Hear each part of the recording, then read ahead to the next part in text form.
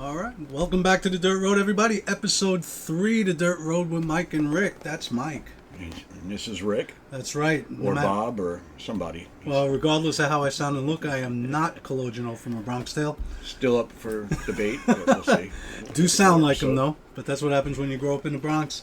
So we've been talking a lot about politics the last couple of episodes, and that's what we're going to continue to do, because that's kind of our passion. You know, It really is, yep. That is my thing. I am a historian. I taught history for about 32 years.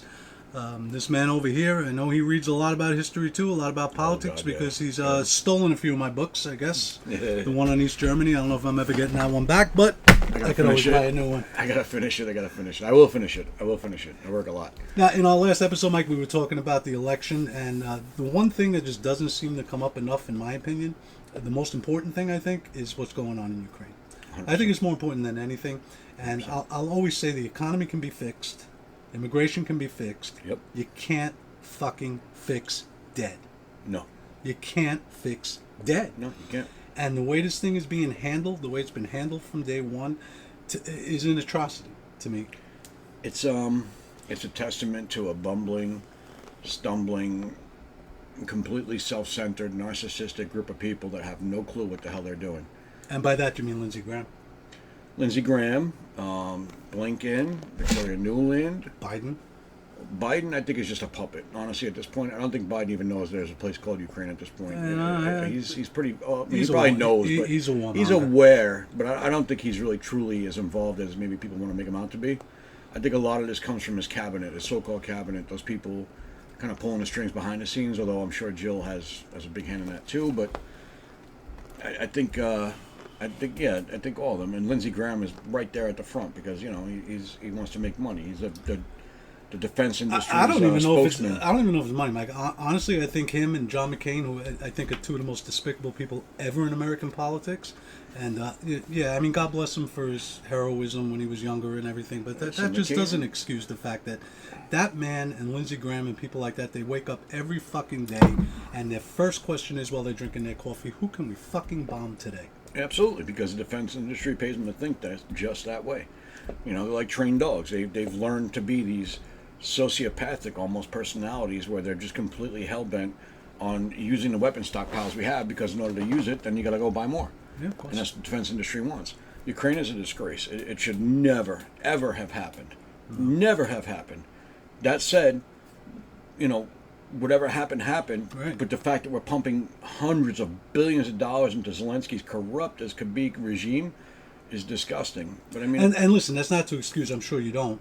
It's not to excuse the fact a country did invade another country when they were not in imminent danger. I mean, Russia. Bottom line, Russia was wrong at the bottom line. But there's always more to it than that. And that's what people don't seem to understand. History's not just good guy, bad guy, right and wrong. It's not that easy. Every history book would be one chapter if that were the case. Yeah. So, was Putin technically wrong? Of course he was. I mean, you should not go invade another country. Yeah, military action at that level should never have been taken. Absolutely. Of course, but there's so much more to it. Oh, no, there's all the geopolitics of it. So, I mean, you look at the history of Ukraine, right? Ukraine didn't become modern-day Ukraine until Khrushchev, right, in the 50s, basically took those areas with the mining interests and all the natural resource interests and kind of collapsed them all into one section of the USSR and rewarded one of his underlings with that region to control. And it was a wealthy region because of all the natural resources that were stockpiled. Yeah, and there are some people that think that Khrushchev did that as part of the de-Stalinization, to kind of do something nice for them, because Stalin did starve millions of those people to death. Yeah, he killed Ukraine. Stalin hated Ukraine. Yeah, and he tried to kill them. And that's why for about 2/3 of Ukraine, they are as hateful of Russia as you could possibly be, and for good reason. I understand it. Well, yeah, there's been generational conflict. It's like you look at the Middle East, right? You got 1,000 years of war there, right? Israel, whatever, the Middle East. Same thing in Ukraine, right? You had ethnically diverse groups there, like 2 different or 3 different ethnic groups there going back, a couple thousand years that weren't the same. So Ukrainians are Ukrainians, but then you have areas of Ukraine, modern Ukraine, that were actually Russian. Sure. Russian-speaking, Donetsk, Luhansk, Crimea, were all, ethnically Russian communities that were lumped into Ukraine. So that the fact that Ukraine has been fighting a so-called civil war amongst in these areas anyway, Donetsk especially, since 2014, I believe. Yeah. It kind of, you could see the writing on the wall. But it could have been contained to just that limited kind of engagement. It could have been, and but it wasn't, and here we are now. And it makes you kind of go back and rethink. I know you're going to hate me for this because you love Trump so much. I can never consider a president that doesn't get reelected to be a great president. And George H.W. Bush didn't get, because to me, if you can't get more than 50% of the country to, give you a second chance, that's a problem. And George H.W. Bush lost the election, obviously. I know there was a third party and all of that, but I always thought he was one of the better one-term presidents. But I think that's got to be rethought now, because the end of the Cold War apparently was not managed very well. I mean, No. you see what's going on there now. No. It's kind of akin to what happened with the Middle East after World War One, right? When all those lines were drawn, those fake lines were drawn, and Right, and then you end fake up with World War governments II, right? The Treaty of Versailles led directly to World War II. And that's kind of where we are now. And you go back and you look, and I always thought, I was always under the impression that George H.W. Bush did a wonderful job managing the end of the Cold War and the transition into the post-Cold War. But I guess not. I mean, if he had, then we wouldn't be living in this mess. I remember when the Berlin Wall came down, and it finally became kind of clear that the Cold War was basically done, right? The Berlin Wall coming down to me was that one moment where I knew, like, okay, that's done. Yeah, and anyone our age That's remembers done. that like it was yesterday. Well, yeah, I mean, you remember growing up in the 80s, right? You had all the movies like The Day After Tomorrow, whatever, like all these nuclear war movies. That was like the big thing when I was a kid, when we were young. Nuclear war was probably the biggest fear you had as a kid. And it was something that was everywhere. It was talked about all the time because it was this Cold War, and we never knew who was going to fire first. Was it going to be them? Was it going to be us? What's going to happen?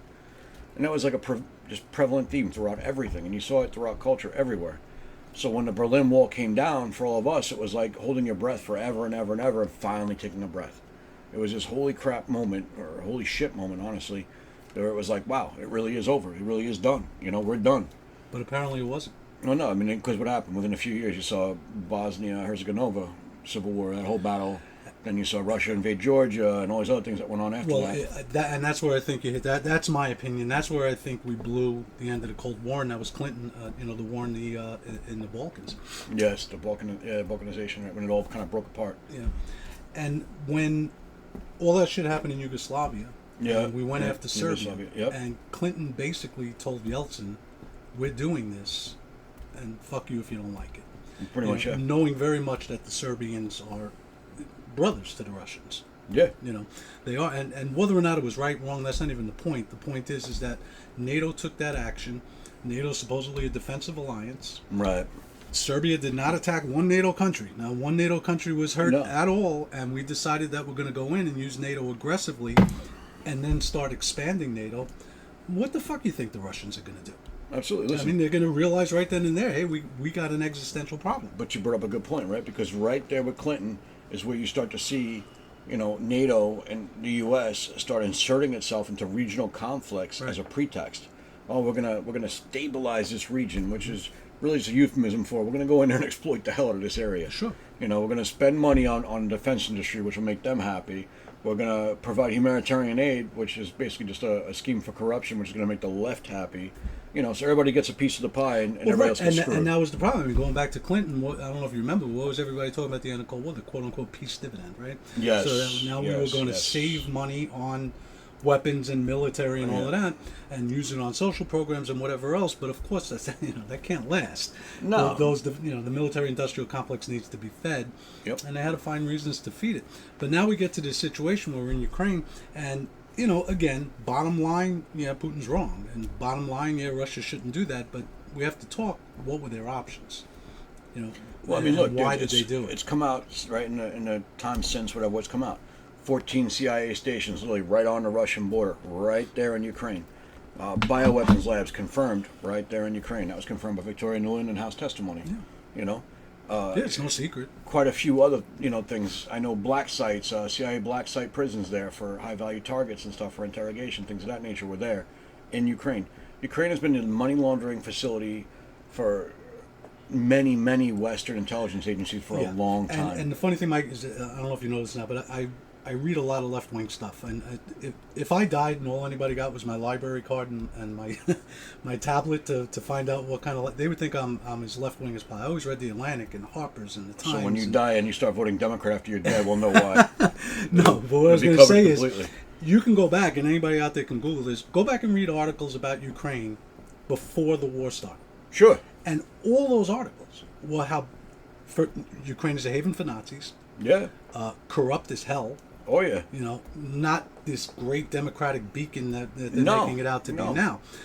I'm not saying Ukraine's bad or good. I don't honestly don't give a shit. But One just way the or other. reality of what it is. But that was the what it reality, represents. you know, and that was the reality, not from some right wing MAGA, you know, pro Putin stuff. This is what left wing, and I know I read this stuff Yes, so did I. all the time. So Putin invades Ukraine, and he's a bad guy. But here's the thing, and this is what makes me crazy, and I don't know. Tell me if you agree or not. He's playing by our rules. Well, yeah, He's playing 100%. by our rules. These are the rules. He used a NATO playbook to Right. justify his thing and do exactly what we would do. Yes, he used America's playbook, and that's the part that nobody really talks about or nobody gets into. We made these rules. After the Cold War, we did it in theory, and after 9/11, literally in doctrine, the Bush doctrine. Yeah. We have the right to hit first if we perceive a danger. Right. Iraq That's- was a prime example. Absolutely. And again, this is not theory. This is literal doctrine. This is American doctrine. We have the right to first strike. And I remember after 9/11, I agreed with that wholeheartedly because after 9/11, I mean, let's be honest. If Bush came on TV and said, we're nuking Toronto, I would have said, nuke Toronto. You Fuck know, the Canadians. too bad on Mr. Hockey, but, you know, they got to go. That's the way we felt after 9/11, but we're a little bit more sober now, I would think. Yeah. But this was our doctrine. We have the right to hit first if we perceive a danger, and we're the judge and jury on that. We get to decide if it's a danger. Well, Putin played by that book, right? He felt that this 100%. is a danger. 100%. Having NATO in Ukraine is a danger, and he hit first. But he's So not I'm not wrong. saying he's right, but he's playing by, you know, Joe Biden always talks about the rules-ordered world, right? Yeah. Well, these are our rules, and we can't tell other countries you can't play by the same rules that we play by. Well, that's part of their rule book, though, right? Is you know, do what we say, but not as we do, right? That's what they want. yeah. But that's a hallmark of leftist government, right? Look at you know, during the lockdowns, look at It's Nancy not Pelosi. just it's not just leftist, Mike. We've had conservative presidents since the end of the You Cold know, War. true. I was trying to use a more recent example, but you're right, though, on both sides. But the you know, rules for thee, but not for me kind of mentality is what I guess I'm trying to get to, right? So like Pelosi getting her hair done during COVID when everybody else was locked in their house looking like, you know, hairy beasts or whatever it was. Yeah. You know, But this is not a left-right thing. I mean, this is an American thing. I don't consider it a left-right thing at all. I consider it a establishment versus normal people thing. Yeah. But in this particular case, I'm saying, you know, we make the rule. We're the most powerful country in the world. And that's really the way we've handled things since the Cold War. Reagan did not do a victory lap. George H.W. Bush did not do a victory lap. But for some reason, 10 years after the Cold War ended, we decided we're going to do a victory lap. And we're in charge. We run the world. This is our world. We decided that we're going to make the rules. And what we do, what we say they have to do. Not every country is going to go along with that. And I think you're seeing more and more. I mean, look, who the two countries we always talk about? Russia and China, right? Sure, it's geopolitically the biggest enemy. So yeah. talk about China for a second. We keep talking about how we're going to Adversarial, I have to should go to say. war with China. China's a threat. Can you name me one foreign military adventure China has been on since they went into the Korean War after MacArthur got all the way up to the Yalu River? No, they haven't. Done None. They haven't- Zero. They haven't fought once. Zero. They had some border skirmishes with India and the India, but Soviet yeah, it doesn't Union. really count. No, that's border skirmishes around there. They have not had one foreign military adventure. Not one. Since the end of the Korean War. How many have we had? How many have you been in that we had? Too many. We've had dozens. It's insane. Dozens. So, but And somehow China's or another, never had to do modern combined arms warfare. No. It's not that they don't have the capability technologically. I mean, they're still, I think, well behind us for the most part technologically. I mean, they have some gimmicky kind of things that look really cool. But Mike, the why are hypersonic they our missiles. enemy? Can you explain to me in a couple of sentences why is China our enemy? I said enemy, but I meant adversarial. I actually kind of checked it. I said adversarial. We're adversarial with them more so because of our allies and our alliances, and because they represent an existential threat. But what threat? to us. That's my question. What is the threat from China? There's a number of ways. I mean, are the Chinese going to go marching through the streets of San Francisco and take? I mean, what is the threat? They couldn't make it to Taiwan. Of course they couldn't. Much less to San Francisco. No, I think they're more of a threat, not so much in a military sense, where they would be this big invading army. This isn't Japan, Imperial Japan before World War II, where they built up Right. this massive military fleet. This is not the same animal, although I think they would love to get there. I don't think they're anywhere near there. I think more so the threat with them is more like the, you know, spy kind of warfare or like technological kind of warfare or things of that nature. So more so to do with like, you know, stealing technology, interfering in our internal So processes. they're a competitor, you're saying? Yeah, so I say adversarial more so. Was it? So I think it's the competition. I think it boils down to money. Well, it does. Economically, we're adversarial economically, Sure. we're adversarial technology-wise. Because the Russians are not a threat to. I mean, they're a threat. They're a nuclear threat. Mike, they can't go. They can't go 20 meters in Ukraine without losing tons of guys, and it takes them months to do. And we're being told that they're going to go and invade NATO, that they're going to take on NATO. Yeah, This is the biggest crock of bullshit. Yeah, Ukraine is like, Russia went into Ukraine to end the idea of Ukraine becoming part of NATO because they want NATO on their doorstep. Which, Right. okay, I get it. Look, we almost went to nuclear war under JFK when Russia put nukes Absolutely, in Cuba. exactly right. So I don't see this as being much of a difference because NATO wouldn't assure him that they weren't going to put nukes in Ukraine. Right. Which, okay, I don't necessarily blame him at that point. I don't agree with what he did, but I understand where it was coming from. And a couple of weeks ago, by the way, the New York Times came out with the documents from the early on in the war when there was some negotiations going on between Zelensky and Putin, or their people at least. They had come to a kind of an agreement that got blown up. Everybody knows the story about Boris Johnson going there and blowing it up and everything. Yep, But the yep. New York Times published apparently they were leaked. Putin did not demand to take over Ukraine. He didn't even demand Zelensky. This is in the Times. I'm not making this up. Yeah, He didn't even demand that Zelensky relinquish power. He didn't even demand that Crimea be recognized as part of Russia. He said it be recognized as occupied. Again, I'm not trying to say he's a good guy, but I'm not trying to say he's a bad guy. It is what it is. But the main thing in that document was that Ukraine be neutral. Yeah. That Ukraine be neutral. Yeah, it can't be aligned with NATO, which Right. I get. don't fault the guy. I don't fault Listen, him either. Putin is doing what's best for Russian and the Russia federations, for Of Russians course. and the Russian Federation. Which that's his job. He's advocating for his nation's people and his nation's interests. Okay, I don't blame him. I'm not a big Ukraine guy. I don't think it's a very good place. I think it's a very, very corrupted, very backwards kind of place in a lot of ways. Yeah, I'm sure there are amazing people. Actually, I've known more than a few Ukrainian people throughout my life that were just wonderful, great people, very warm, very hospitable It's people. never about the people. But It's about the their governments. government is completely a disaster, and it was before Zelensky, and it probably will be, unfortunately, for a while after Zelensky, especially because now it's been so destabilized and bombed out and destroyed. And that's the thing. I mean, we're making it worse. There, But what bothers me the most is the lies. The constant lies that we get from our government. Oh, When this first started out, most of us were in favor of at least helping Ukraine in some kind of way. assistance, right? Yeah. When it first started out, it was a big country invading. As Kamala says, right? Russia big, Ukraine small, big country invaded small country. She, of course, brought it down to the Venn diagram, yellow school bus level, and all of that. It's kind of fitting for her, but And most people could sympathize with that, right? Because, like I said, you're not supposed to go invade other because countries. you're thinking about the regular people on the street there. Right. Absolutely. But then it's lie after lie. So how many times has Biden said to us over the last couple of years that the reason why we're sending all these weapons and help to Ukraine is so that they could have the best leverage at the negotiating table, right? He said that all the time. Well, when are the negotiations going to happen? There have been so many opportunities. Well, no, our own administration, Victoria Nuland and Blinken and all of them have actively worked against any Exactly. negotiation. They've flat out said we're not going to negotiate. Exactly. So it's a lie. So Well, it's every absolutely a time lie, he yeah. said that we're sending this money and these weapons to Ukraine so that they could have the best leverage at the negotiating table, I was all right with that. All right, fine. You want to make them a little stronger so they get a better deal. But there's been no negotiation. Mike, great men make peace. And great men make peace. They don't make war. They win wars. They don't make wars, right? Exactly. Hitler was not a great man. He made war. He was a disgusting animal, but Right. yeah, absolutely. Great men make peace. And if Biden really wanted to be a great president, he should have been out there trying to make peace. He had no interest in making peace. He He had had interest none. in the money. Yeah. I want to know. I legitimately want to know. How much of the money flowing into Ukraine is flowing back to the U.S. to interest Well, in the we're U.S. not allowed to know, Mike. They won't even let none of them, Democrats or Republicans. We can't even get a congressional committee to watch over it. You heard of the Truman Committee, right? Yep, During absolutely. World War II. That was a Democratic senator Yep. and a democratically dominated Senate having a committee to make sure that the money that we were spending on World War II was properly spent.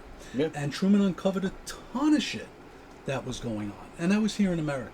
Yep. And we're not allowed to have any sort of accountability with the billions upon billions of dollars going Because to the Ukraine. last thing that the corrupt, greedy, fat Slavs in D.C. want is any kind of accountability. Right. We have bureaucrats that want ultimate authority and power to do whatever the hell they want. which the Chevron decision, Supreme Court will talk about that at some point. That was a absolute epic win for the ages. Ironically, by the way, you do know that that was something that Reagan wanted. I know. It's one of the things I always knew about Reagan, and I always kind of felt like, why, guy? Well, Why? because his EPA was trying to Rein undo in, some of the yeah. Right. That's how I it get actually it. came along. It's the context of the times, right? Sometimes it's a double-edged sword, right? Yeah, When right. it swings this way or it swings And that 30 way. years later, what was good for one party turns out to be bad for them. Well, because you've empowered bureaucrats to a level that have never been seen before. Yep. The bureaucrat state is probably it's about a deep state and a swamp and all these things, and there is different, I guess, aspects of it. But if we're talking about like this as like let's talk about if it was like a region, let's say like a map, right? You'd have the swamp and then the deep state, and then the bureaucrat state would be all of the landmass for these other two exist. You know what I mean? Because they're the ones who are actually empowering all these And policies. they're the ones that are making this war. destroying the country. And they're the ones that are making this war. Absolutely, because they're the ones these are the ones pushing the money. These are the ones pushing the policy. These are the And ones pushing things through. The main thing that bothers me, which we've said in another video, that just bothers me all the time, is the lack of media awareness. The media doesn't care. Every war that we've ever been in, the media is always watching over, right? I mean, remember Abu Ghraib, right? But the media will do nothing to cover this war, other than, of course, Putin bad, Zelensky good, we need to fight. 2004, I'm in Ramadi, Iraq, right? We have a reporter, who shall remain nameless, who was embedded with us for a few days, right? She goes on patrol with one of the units. Where was she from? What organization? I'm trying to remember. It was one of the bigger ones. It AP? might have been CNN, I believe. CNN? But basically, one of our units gets ambushed from a building right off the main road in Ramadi. We call it Route Michigan or Saddam's Highway, whatever you want to call it. It's like a main road right through the middle of the city. They take an ambush from a building off to their left. They get into like heavy fire. So everybody responds out. We're all fighting, whatever. They fight their way through the building. We find all these dead Iraqi kids in the building, mixed in with fighters. So basically, the Mujahideen in Iraq had taken over this building of Iraqi orphans, most of them mentally or physically handicapped, and used them as human shields to attack a Marine unit that was driving through the city, right? This is what they did. Do you think she reported on that? No. She posted a report about why it's wrong that Marines shoot dogs when they're on patrol so they don't give away their position. Yeah. This is what she chose to report. Now, she had both stories to choose from. That's what she chose. So even in 2004, back then, they were steering the narrative where they wanted it. They were putting it where they wanted to put it. Yeah, I mean, I guess they always do. It seems to bother me more now because, I guess this is what we're living through now. We're on the precipice of World War III. Oh, without a doubt. Yeah. I mean, at any Without a moment doubt. it could Yeah. turn to this. And we have a president and quite frankly, almost all the European leaders who just refuse to try to stop it. They're not even trying. Look, I get wars have to happen. They have to happen. At some point, sometimes it's absolutely necessary, but it should maybe be... World War III has to happen. I don't know. But I do know that they should be doing every damn thing they could do to prevent it. Absolutely. And they're literally doing nothing to Listen, prevent it. Nobody wins in a war. The populace in any war-torn area, in any location where a war is fought, the civilians pay the price. Soldiers die, but civilians pay the price. And that's why, other than like Viktor Orban in Hungary, I don't understand these Europeans. I don't understand the Germans and the Poles. If this turns into World War III, I don't think missiles are going to make it to New York. I mean, I'm not really worried about that. But I will tell you, well, look at World War II, right? World War II, there wasn't a bullet hole anywhere in New York City. No. Right? No. But the winners, what was Warsaw like after that war?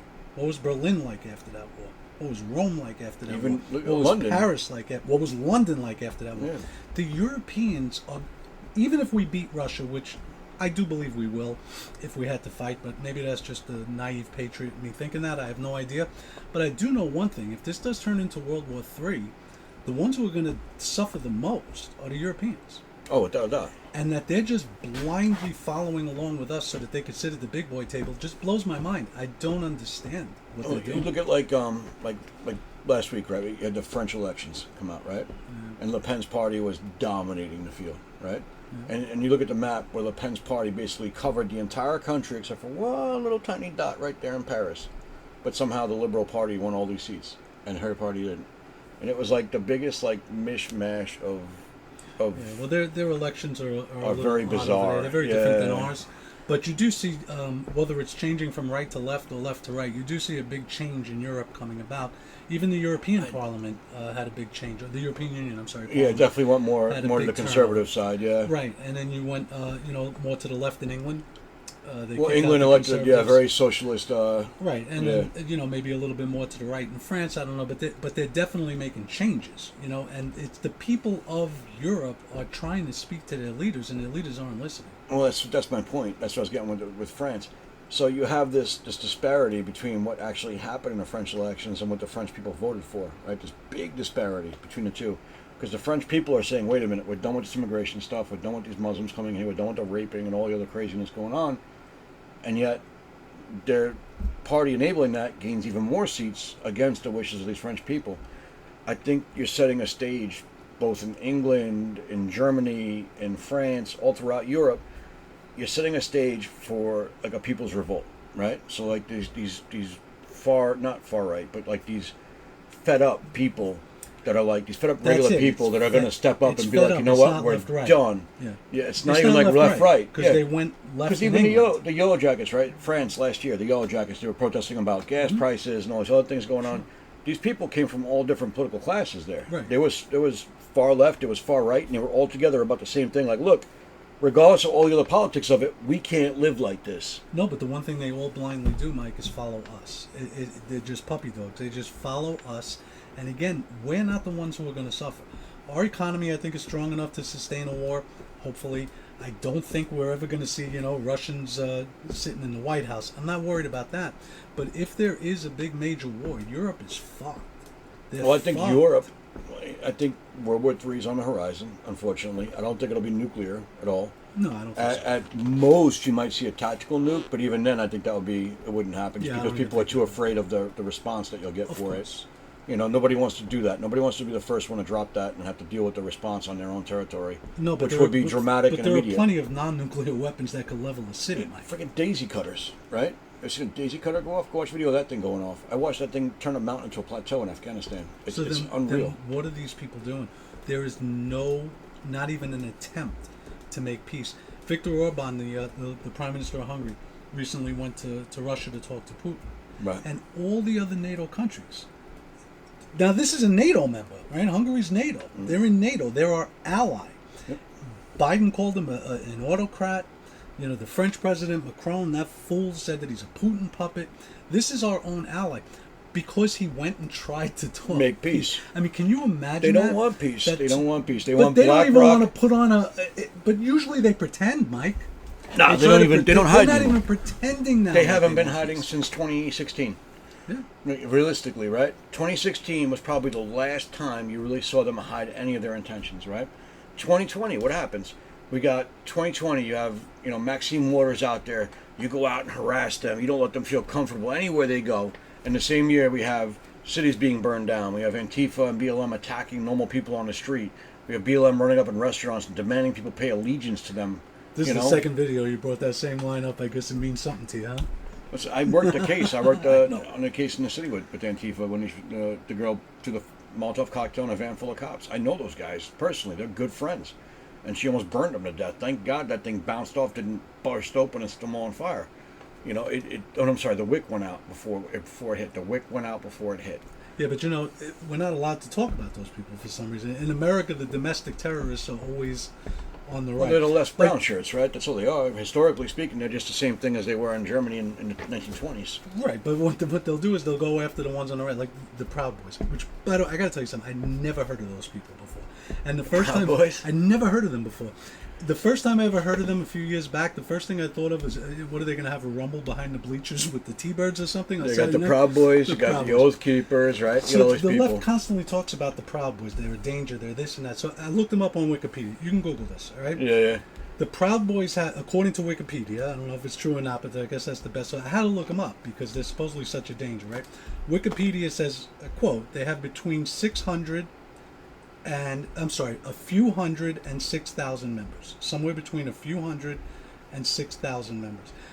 Mike, I swear to you, I don't know this as a fact, but I can guarantee you there are more active members in the B. Arthur fan club than 6,000 men. Okay, guarantee you that. All right? I bet anything on that. I'm a member of that club. She I was love the great. Golden Girls. And Maud, she was Maud. That's remember? right, Maud. I forgot she- about Maud. she- Yeah, she that's was right. cousin She was Maud Maud. on All Yeah, in the Family, yeah. and then she got her own show.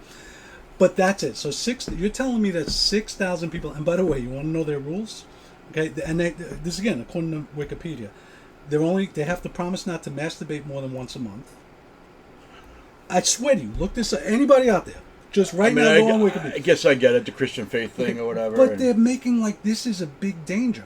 Mike, you and I are always in conservative circles, and all that. I Yeah. swear to you, I had never heard of these people before. I'd heard of them, but yeah, it I was started through hearing of them, but I heard over about the them last from. few years. Really, before that, I had no idea who they were. But I've never had one person come up to me and say, "Hey, you ever heard of Proud Boys? You want to join?" I hear about them from the left. When the left comes along and tries to make like this. Well, big they want to make danger. the boogeyman out of them, right? They need Exactly. a boogeyman to point to, Oh, So- no, pay attention to this real domestic terror organization over here called Antifa. Let's talk about the Proud Boys who only masturbate once a month, so it makes them really cranky. and They have can be dangerous. and have less members than the B. Arthur fan club. Now that's the real danger. Be out the fan club. Those people are crazy. They'll beat They you can up. go out there. But the real danger, Mike, is all this stuff to me, any of this stuff, all this domestic stuff, is just to keep your mind off what's really going on in the Well, yeah, world. it's distraction, right? It's the magician. Look over here. Well, I do this with my hand over here. Right. Yeah, it's So all the these social distraction things that factor. are going on over here, and that's why nobody really talks about how close we are to World War III. You have a young son. I have two young sons. This is worrisome. Oh, absolutely. Yeah, I would never allow him to go to the military right now. I would And- never want my children to go to the military right now. Trump gets excoriated for just saying that he wants to Well, negotiate they're a openly peace. talking about now. Listen, over the last few months, they've been openly talking about sending Americans to fight in Ukraine. Of course, and they They're will. openly talking about it, and they can't. And Lindsey Graham is foaming at the mouth. He can't wait to be sending them boys over there. Well, that's the next step. I mean, there's no other step left. What's the next step? Yeah, that's just it. But you know what? There's no reason ever to send anybody over there for any reason. No. Stop the violence. All you do, here's how you stop Ukraine. Right? Here's how we stop the whole damn thing. Okay? Cut off all the funding to Ukraine. No more funding. We'll send medical supplies, food, material for Well, the that's what Obama humanitarian was doing. crisis. That's what Obama was We'll doing. send that, right? Stuff that's non-combatant that can't be used to fight a war. Well, that's right? what Obama was doing. We're going to send that stuff. We're going to bring both parties to Paris, Versailles, wherever the hell we are, Zurich, sit them the hell down and say, listen, we're done here. We're done with this shit. Nobody's fighting anybody anymore. We're stopping the dying right now. Let's sort this damn thing out, And that's all you do. You just cut off the money. Once you cut off the money flow, these things stop, right? Because But you're not that's going what to it's cut off about. the money flow because that money flows right back into America, and that's the problem. And Biden, by the way, said it out loud. Well, yeah, many, he said many it. times that this is good for our economy. I mean, do the Ukrainian people know this? Are they aware of the fact that Biden is doing this so that our economy can be better? Are But they it's a aware very of this? small segment of our economy that's actually seeing any real result of it, because me and you are paying more at the pump, paying more at the Well, of grocery store, course. paying more at everything.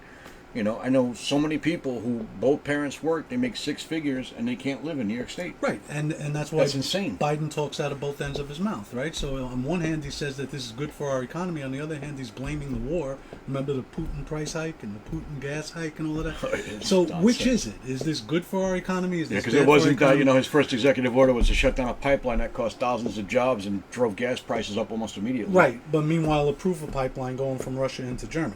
Yeah, well, Remember yeah, the exactly. Nord Well, Stream because, pipeline, it's which, about... by the way, we went and blew up Anyway. 2 years later. Yeah. But the Yeah. point is that there is no effort to make peace, and honestly, Mike, I've never seen anything like this.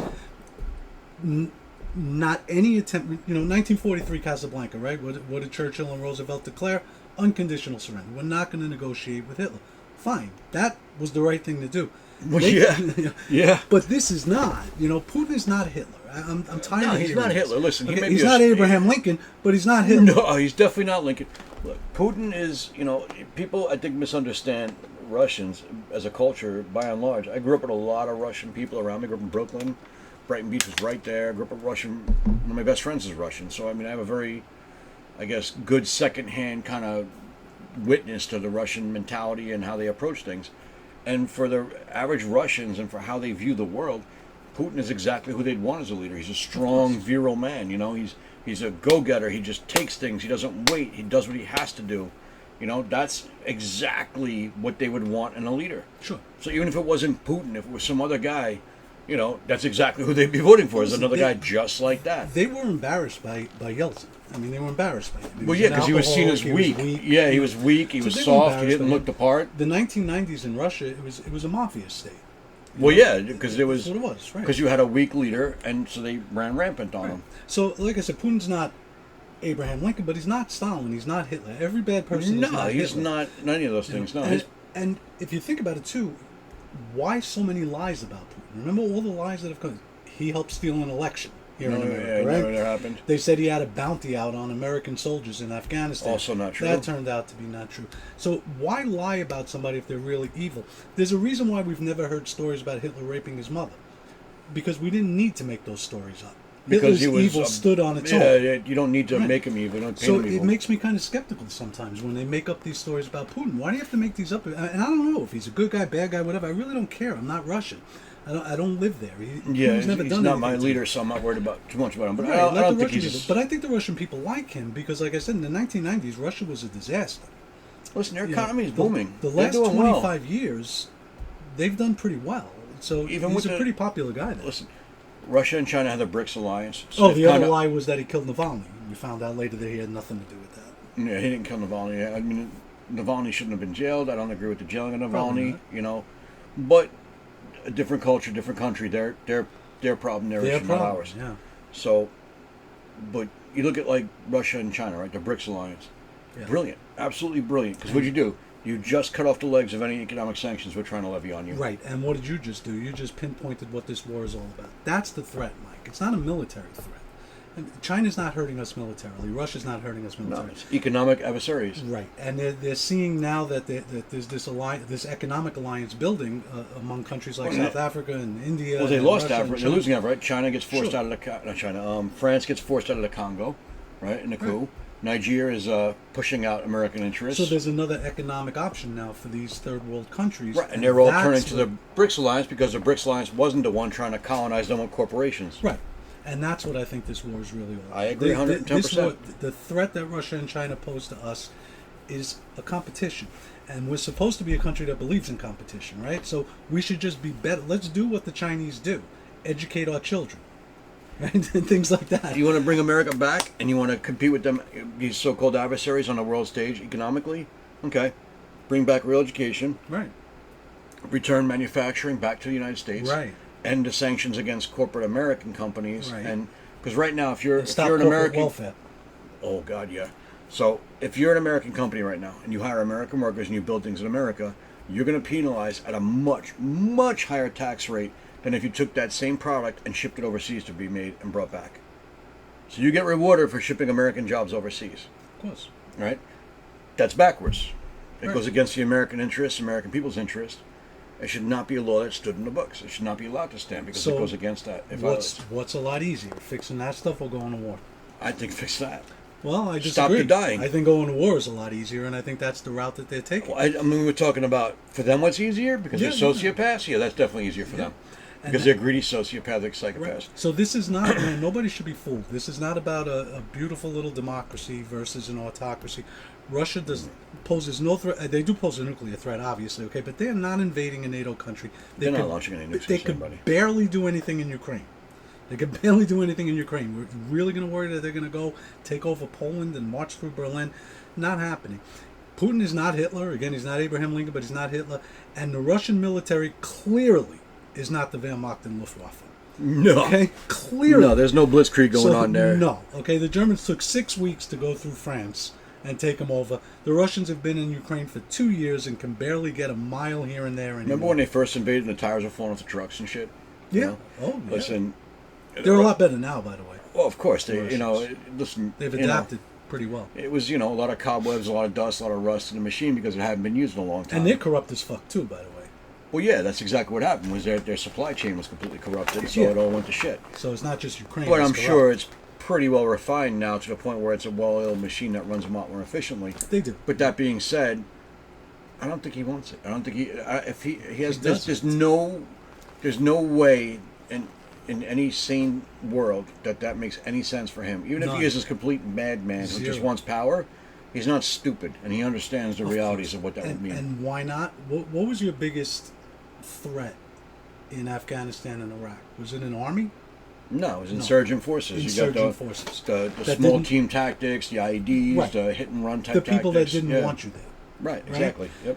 There's no way that the Russians could even dream of taking over Ukraine. That country is massive, by the way. It's a huge landmass. It's Yeah, huge. huge It would go landmass. from the east coast of America to Ohio, and Yep. from New England down to about South Carolina. It is a huge country. Yeah, it's a big landmass. There is no way possible that the Russians could occupy, let alone pacify, and No. subjugate a country that size. Because You'd have to occupy it for decades. 2/3 of the Ukrainians hate the fucking Russians. Yeah, well- And they would be facing an insurgency. Like what we spoke about, right, with the history of it, where there was ethnically different Of groups. They've been course. fighting for a long time. Yeah. And you have those regions of Ukraine that are actually they're Russian ethnically, and they speak Russian still. And that's the area right now that, the that he's Russians are actually in. Yeah. And by the way, what do you notice is not going on there?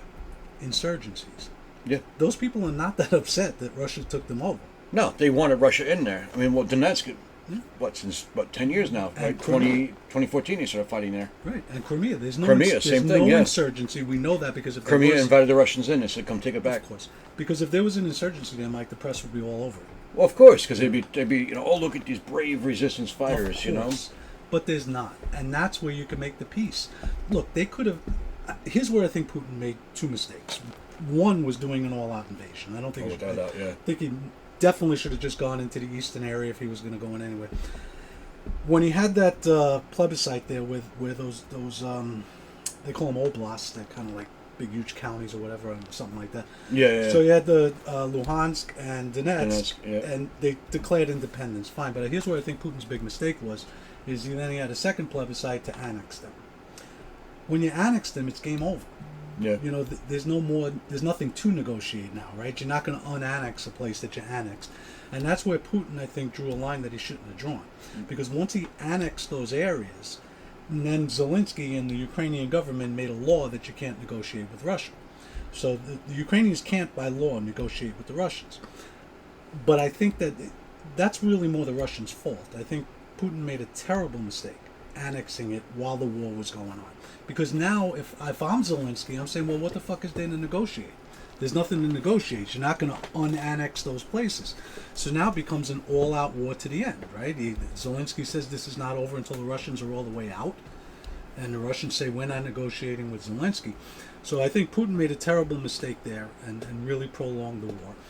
And we've made tons of mistakes to prolong this war. Well, the first one being in 2014 when we ousted the original friggin' elected prime minister there. You know, we staged a coup that put Zelensky in power. Yeah. Well, You know? not Zelensky. Zelensky came Well, on a few years later. yeah, it was the current whoever government. the current government. I'm sorry, current government, not Zelensky, but the current government. But he's kind of like representative of that corrupt, disgusting. mess Because the that they call government that was in there was, wasn't necessarily a pro-Russian government, but it was a pro-neutral government, and that's why there was no problems. The Russians didn't take over Crimea until after that coup. Well, that government that was elected though wasn't willing to play ball with the Western intelligence agencies that Right. wanted to do all the dirt they were doing there. So that's Right. why the problem. How dare you not do what America tells Right. you to do? So now here comes the State Department of Victoria Nuland with her super cape of stupidity to come in and try and make a giant mess, and here we are, Right. with millions of people dying for no other reason. So, People again, don't know what the hell they're doing. Bottom line, is a country wrong for invading another country? Yes. Sure, absolutely, because you're putting how many lives at risk? Right. Bottom line, is Putin a good guy? No, probably not. But again, that's not how history is talked about or how history is made. It's just too simple.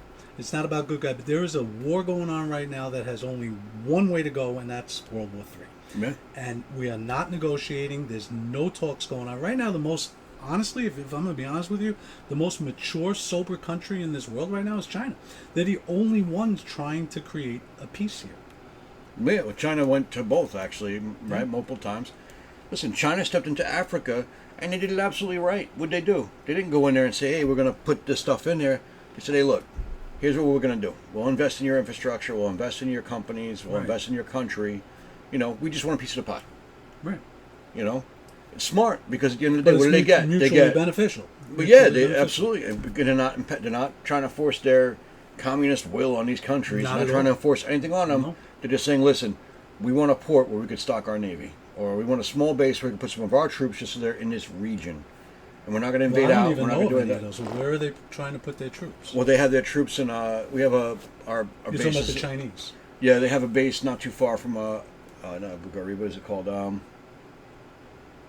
It's a Middle East. It's like a African area where we Djibouti, right? We have a guys in Djibouti, like a small base in Djibouti, The Chinese and the Chinese have there? another base Oh, I not didn't that know far that. from there. I You had know, no idea.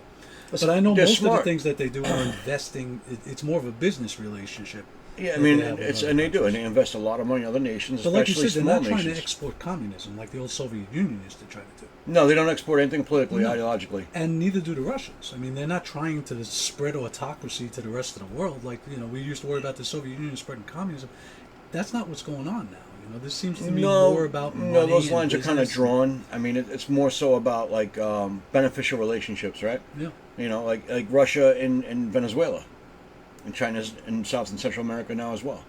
They're getting footholds in these regions because look at the Western intelligence agencies have a long history of all these coups and assassinations and meddling in the affairs of all these countries and creating utter strife and mayhem Right. throughout the world and just untold amounts of suffering.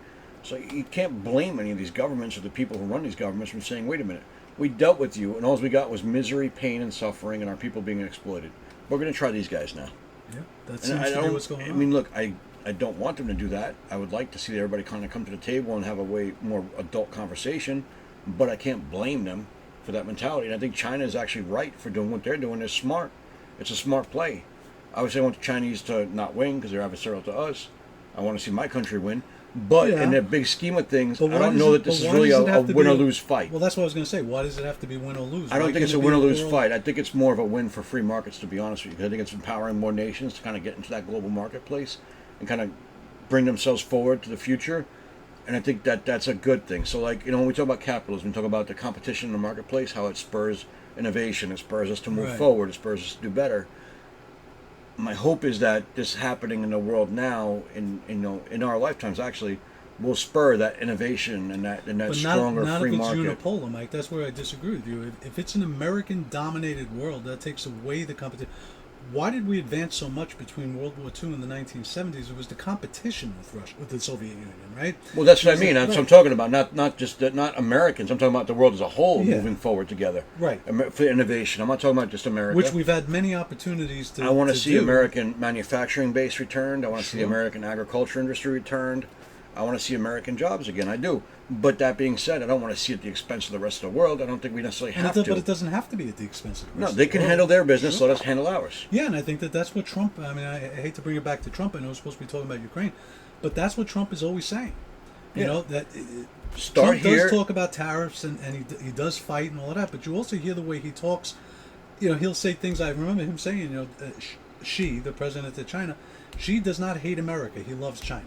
This is what Trump said. And he's right. And he's right. And she's advocating for his people and his country, whether we agree with their And political Trump system says or he's not. going to advocate for America, and I don't see anything wrong with that. I think that Nothing at competition all. is a good thing. Yeah, because it It's- spurs on advancement. Right. Competition is what spurs the innovation and But the it seems advancement. to me that we don't want that competition. We just want to.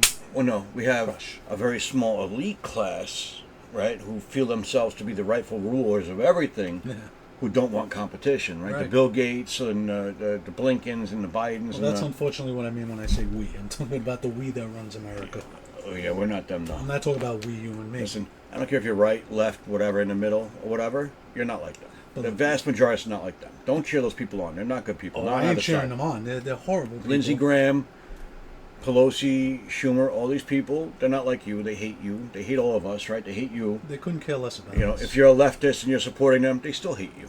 Okay, because to them you're a useless. Well, you leader. just mentioned right wingers and left wingers in the same Yeah. sentence. It's not about left or right. Well, I'm just saying the You whole put political Lindsey- you're right. spectrum. You put Lindsey Graham and Nancy Pelosi in the same pile. Because They are. exactly, that's exactly the point. Is I want to say is there's the so-called wannabe ruling class, right? And then there's the rest of us. And regardless of what political affiliation you might possess, regardless of where you stand on any of it, there's us, and then there's that small group that see themselves as the rightful leaders and rulers that are completely destroying the entire world and bringing mayhem Yes, down. and they consider themselves the rulers of the world, and that brings us back to Ukraine. This has to be stopped. And 100%. and again, great men make peace. 100%. And look, Trump. I don't believe Trump cannot come in and end this in 24 hours. He's full of shit and he knows it. Wars don't end in 24 hours. But Mike, throughout the Vietnam War, there were negotiations. Sure. Throughout the Korean War, there were negotiations. Sure. that we negotiated with the Taliban, for crying out loud. Yeah, for a long time. Yes, it was a long time. So there should be negotiations. There is no... The fact that Joe Biden and Putin are not speaking to each other is the scariest thing I could think of. They need to be speaking to each other. Yeah, but they won't. need to. They won't. No, they need to be. And that's the one thing that gives me hope about Trump. I'm not delusional. I know he's not ending it in 24 hours. He can't. But the one thing he will do is at least try. So when he was at the debate and he said, this never would have happened if I was president, maybe not. I mean, I have no way of knowing. The one thing I do know, though, is he would have tried damn hard to not let it happen. Oh, yeah, he would have done everything possible. I do believe that. And I believe if he becomes president, next January, Well, I mean, I do believe he'll try to end it. The most telling thing about that overall is Putin actually put out a public statement recently that Trump's plan to end the Ukraine war, that he supported, that he was very much interested in it. Did he? He was willing to sit down and talk to him about it. Well, I do believe he's willing to sit down because this is doing him no good. Listen, Biden is a narcissistic psychopath, right? He's completely narcissistic psychopath. He's never going to deal with Putin because he sees himself as not having to, like, oh, he's not worth my time, whatever Exactly, it is. yeah. Whereas Putin sees Biden for what he is, a completely ridiculous puppet, which is really what he is. But Putin's not stupid, right? He's a very sharp man. This guy ran 100%. He ran the aquarium for the KGB, right? The aquarium was like their hit squad. These were the assassins. These were not, simple men. These were very hard men, very, very smart men. He's and this a very guy ran intelligent it. man. When you hear him talk, you can see He's an smart. intelligent He's man. very sharp. He's very cagey. And calculating. Right. And he understands And someone dangerous. like... Oh, without a doubt. 100%. But he understands someone like Trump. And he respects someone like Trump because Trump is like him. He's that strong, successful person. Maybe, yeah. They rose in different capacities in different ways, obviously. Trump wasn't out whacking guys. But at the end of the day, Trump built this. That we know of. There was that Fifth Avenue statement. That might be true. Who knows? No, I mean, but he, he built this ginormous business, and Putin can respect that. Plus, he's dealt with him personally already. He knows how he is. They know each other's kind of tells. They know each other's kind of, marks and where they can maneuver on each other. So I think he respects him, at least adversarially respects him. So I do think that within a very short time of taking presidency, I think Trump could probably stop that war. Maybe. But not. But I know he'll try. Not 24 hours. But I know he'll try. Oh, he absolutely He will. may not be successful. And I got to tell you something. Trump's also the type where if he has to, we'll go to war with Russia. If we had to, but we'd have to have some kind of serious provocation to do But that. I will tell you right now, he'll try. Oh, without a doubt. He'll try, and that's the most What does important he keep thing. saying? He says, "Stop the dying." Right. Stop the dying. And Yeah. he's absolutely right. Stop the dying. How And- many innocent people are dying there? God's sakes, how many young men are But dying that's from the both thing sides? that I can't understand. I mean, we claim to love these Ukrainians. You have all these people that are You're displaced. butchering and their homeless generations and- of men. Did you see the recruits, the last round of recruits? Rick, these are like 50, 60-year-old men. I know it's being terrible. trained to fight. That's It's just- disgusting. It's awful. There's over 1 million Ukrainian men of fighting age abroad now. They have a drain of people out of their country. Their country, a good portion of it anyway, is demolished. Demolished, yeah. Their farms, their manufacturing system, and the amount of people that are dying. Forget who you think's a good guy or a bad guy here. This has to stop. This is over fucking 4 provinces in eastern Ukraine that not one American could have named 3 years ago. There ain't probably too many Americans that can name them right now. No, they couldn't. And this is what we're willing to get into World War III over. It's a problem. But I got to tell you something, Mike. My ass is killing me on this fucking thing. We got to end this thing right now. And you can keep that in there. You don't have to edit that out if you don't want to. We'll see you guys next time. All right, we'll be back with Rick's Hemorrhoids. Holy shit, is this thing tight. Thanks for listening, guys. We'll see you soon.